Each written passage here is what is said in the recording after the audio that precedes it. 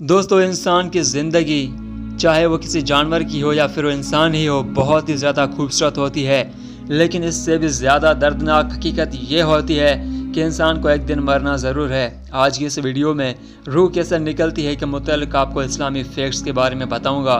امید ہے کہ آپ کی انفارمیشن میں اضافہ ضرور ہوگا۔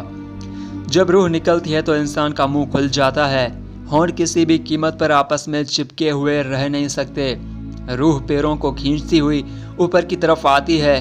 جب پھیپھڑوں اور دل تک روح کھینچ لی جاتی ہے اور انسان کی سانس ایک ہی طرف یعنی باہر ہی چلنے لگتی ہے، یہ وہ وقت ہوتا ہے جب چند لمحوں میں انسان شیطان اور فرشتوں کو دنیا میں اپنے سامنے دیکھتا ہے۔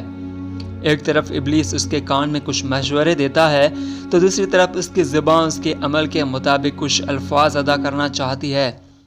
اگر انسان نیک ہو تو اس کا دماغ اس کی زبان کو کلمہ شہادت کی ہدایت دیتا ہے، اور اگر انسان کافر ہو، بد دین، مشرک یا دنیا پرست ہوتا ہے تو اس کا دماغ کنفیوژن اور ایک عجیب ہیبت کا شکار ہو کر شیطان کے مشورے کی پیروی کرتا ہے اور بہت ہی مشکل سے کچھ الفاظ زبان سے ادا کرنے کی بھرپور کوشش کرتا ہے۔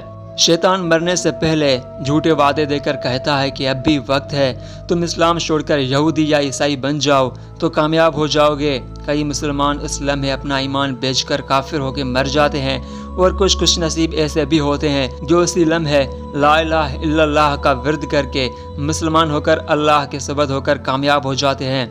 روح نکلنے کا منظر اتنی تیزی سے ہوتا ہے، دماغ کو دنیا کی فضول باتوں سے سوچنے کا موقع ہی نہیں ملتا۔ انسان کی روح نکلتے ہوئے ایک زبردست تکلیف ذہن محسوس کرتا ہے، لیکن تڑپ نہیں پاتا، کیونکہ دماغ کو چھوڑ کر باقی جسم کی روح اس کے حلق میں اکٹھی ہو جاتی ہے، اور جسم ایک بے جان گوشت کے لوتھڑے کی طرح پڑا ہوا ہوتا ہے جس میں کوئی حرکت کی گنجائش نہیں رہتی۔ آخر میں دماغ کی روح بھی کھینچ لی جاتی ہے۔ آنکھیں ملک الموت کو روح لے جاتے ہوئے دیکھتی ہیں، اس لیے کہ آنکھوں کی پتلیاں اوپر چڑھ جاتی ہیں یا جس سمت فرشتہ روح قبض کر کے جاتا ہے اس سمت کی طرف ہوتی ہیں۔ دنیا کے اے مسافر، منزل تیری قبر ہے، طے کر رہا ہے جو تو 2 دن کا یہ سفر ہے۔ اس کے بعد انسان کی زندگی کا اصل سفر شروع ہوتا ہے، جس میں روح تکلیفوں کے تہہ خانوں سے نکل کر آرام کے محلات کی آہٹ محسوس کرنے لگتی ہے، جیسا کہ قرآن و حدیث میں متعلق وعدے کیے گئے ہیں۔ اس دنیا میں محسوس ہونے والی طویل مدت ان روحوں کے لیے چند سیکنڈ سے زیادہ نہیں ہوگی، یہاں تک کہ اگر کوئی آج سے کروڑوں سال پہلے ہی کیوں نہ مر چکا ہو، اسے ایسے محسوس ہوگا جیسے ابھی کچھ لمحے پہلے ہی آیا ہوں۔ اس طرح روز قیامت جب مردے قبروں سے نکل کر میدان محشر کی طرف دوڑیں گے تو اس وقت بھی یہی کہیں گے کہ شاید ہم چند لمحے پہلے ہی قبر میں داخل کیے گئے تھے۔ یہ سب اس لیے ہوتا ہے کہ مرنے کے بعد وقت تھم جاتا ہے، روح عالم برزخ میں چلی جاتی ہے، اور عالم برزخ میں وقت کی کوئی قید نہیں ہوتی۔ اللہ عز و جل کے ہاں ایک دن دنیا کے 50,000 سالوں سے برابر ہے، تو اس حساب سے سوچئے کہ ہم دنیا میں ایک دن کا کتنا حصہ زندگی گزار کر واپس اللہ کے پاس جائیں گے۔